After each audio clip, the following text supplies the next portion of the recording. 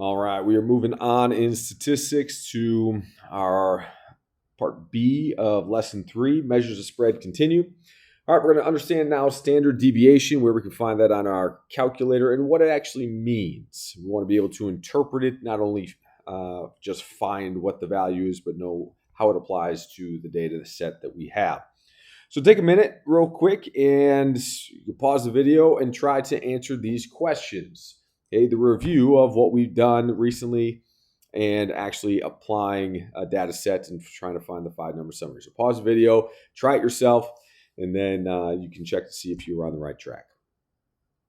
All right, hopefully you stopped and did it yourself. Okay, what 2 quartiles are used to find the interquartile range, also known as the IQR. You know what? I don't want a red. Let's change it up. Let's go kind of a navy. All right, IQR. Right? So I need Q3 minus Q1 to get my IQR. So I need the third and first quartile. How can you roughly tell if there is an outlier or not? Visually, you can look at if the value is unusually large or small. Okay, visually, you can just look at that, and that's a way of determining possibly. Okay, but we want to be mathematical and precise about it. All right, so what I'm going to do is I'm going to take IQR times 1.5. Okay, and I'm going to take that value, okay, whatever that is. Okay, and I'm going to take the Q3 value and add the IQR times 1.5. And this is going to be my upper boundary. Or I'm going to take Q1 and subtract my IQR times 1.5. And that's going to be my lower boundary. All right. And so then I have expanded my boundaries of my IQR, and that can help me determine if the numbers fall outside of that, then therefore those are officially outliers. All right, so hopefully you've put this data set into your calculator and been able to find your 5-number summary, which is the minimum is 49, the Q1 is 51 feet, the median is 60 feet, the Q3 is 65 feet, and the max is 98 feet. Okay, if you're not sure where to find this, go back to the previous video. I walked through on a calculator, step by step, how to find your 5-number summary to find all those values for this data set. Now, the IQR, okay, remember the IQR is Q3 minus Q1. Okay, which is 65 minus 51, which gives me 14. Okay, now to find my lower boundary, okay, I need to take my Q1 minus my IQR times 1.5. Okay, that means that I'm going to take 51 minus 21 to get a lower boundary of 30. Okay, to do my upper boundary, all right, take my Q3 and I add my IQR times 1.5, and I'm going to end up with 65 plus 21, which gives me 86. Okay, so now I have a range of 30 to 86, so I can look at my data set and see the only data point that falls outside that is 98.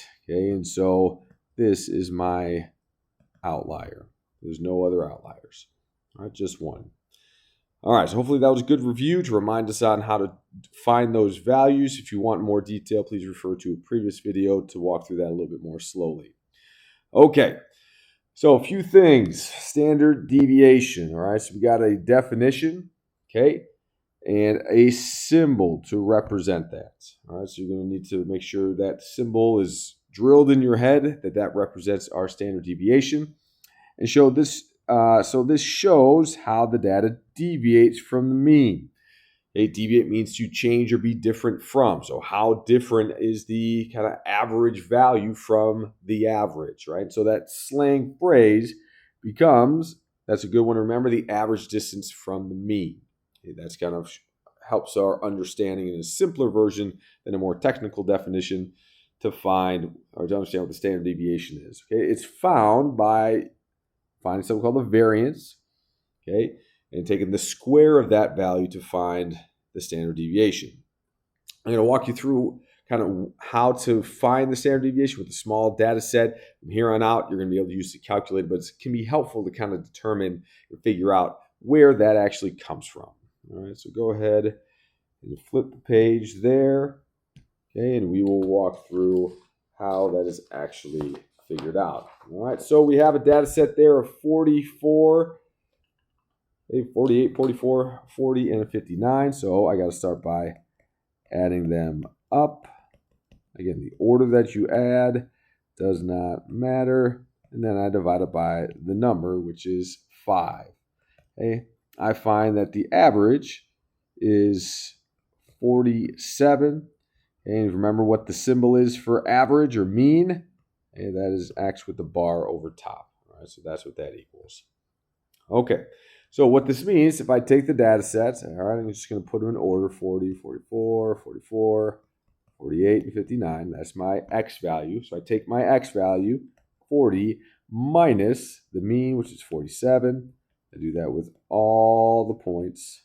You're going to see very quickly why it's nice when we have a large data set to do this part for us on a calculator. 47, not 49 for each of those. Okay, so when I answer those, I get -7, I get -3, I get -3 again, I get 1, and I get 12, okay? And so over here, find the variance for each of those, we take that and square it. So I get -7 squared gives me 49. -3 squared gives me 9, 9, 1, and 144. I add that up and I get 212. All right, so I need to find the variance. Okay, so I take the average, that's 212 over 5. I get 42.4. Okay. And so then I'm going to take that value. So that's what my variance is, 42.4. And I got to take the square root of it to find the standard deviation. And so that gives me approximately 6.51. And so we'll just say that that's 6.51 hours. Okay, so my standard deviation for the mean is 6.51 hours. So that means, it's important to understand that if I had, on a number line here, I had 47. Okay, so that means that, okay, this is now 53.51. And then in this direction, -6 gives me 41. Half of that gives me 40, so 40.49. Okay, so if my average is 47, the standard deviation says that the majority of my data will fall between 40.49 and 53.61. So if you add it and subtract it from the average, it kind of gives you a new range.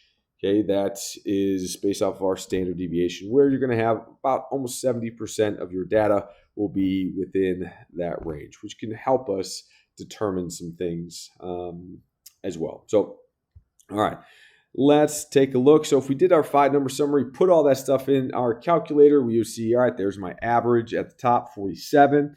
Okay, and then I would look and see my standard deviation right here. All right, so again, be sure that you use the right symbol. Okay, it's a lowercase s. Okay, so that is my standard deviation. The value above it is not. Sometimes they're going to be very close in value, so just be sure that you are looking at the correct one for standard deviation. All right, so let's see if we can't, find this and then maybe interpret it. Okay, so you see find and interpret. All right, so I'm going to kind of speed through some of this a little bit because you don't need to see me going through the calculator each time. But if you plug those values in, you're going to find that your average, your mean, okay, for this one is 33.6 emails. Okay, and that my standard deviation is 6.86 emails. Okay. So in order to interpret, okay, this is an important key, okay, you need the mean to properly interpret the standard deviation, okay? So I need to compare it against something. Okay, so I can't just get the standard deviation. I need the average to determine, all right, is that number kind of close to it? Is it really big in comparison? To help me interpret it properly. So if you need to write something out to interpret this, you're kind of just verbally explaining what it means. And so you could route say, all right, the standard deviation suggests that an employee's weekday emails can differ from the mean of 33.6 emails by an average of 6.86 emails. All right, so it's kind of verbally explaining what it means. All right, this is the standard deviation. That's what that means. Okay, suggests that employee weekday emails can differ from the mean, the average of 33.6 emails by an average of 6.86. So that means they can have maybe almost 7 above, so around 40 emails, or 7 below, around 26 emails. Right? It can go in both directions. Most employees are going to get between that range for this. All right, so the examples below are similar. You can check the notes to fill those things in, or you can try and use this as practice to figure out what the standard deviation is and try to interpret that. So each of these are asking you to interpret it similarly to this. Just make sure you understand the mean and that the standard deviation differs from the mean by that amount, and it could be in either direction. Okay. And so we can interpret, sometimes that tells us, hey, is there a closeness to the data? Is there a large range? And depending on what we're collecting, sometimes that can mean it's reliable or not reliable as well. So there's different ways that you can use the average and the standard deviation. And so you can use those next two as practice problems to continue to reinforce your understanding of standard deviation. All right. Hope that makes sense. If you have any questions, come to class and ask, or rewatch the video and clarify. All right, guys. Thanks for listening.